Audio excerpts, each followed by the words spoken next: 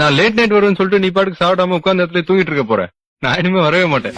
ராத்திரி வழி நெடுக நிலவு வரும், கத்திரி வெயில் கடக்க கருட வருதைய சாமி, கோவில் சில கவுளி சொன்ன சகுன வரும், காலையும் வேப்பிலையும் தொடர்ந்து வருதைய சாமி, ஆகாசம் பூமி எல்லாம் கூட வரும், அண்ணாந்து பார்க்கையில தூரல் வரும், பொய்யார தூளி தந்த அலமரம் கூட வரும், அத்தோரம் கால் நடந்த சேரும் வரும், அம்மிக்கல்லும் கூட வரும், ஆட்டுக்கல்லும்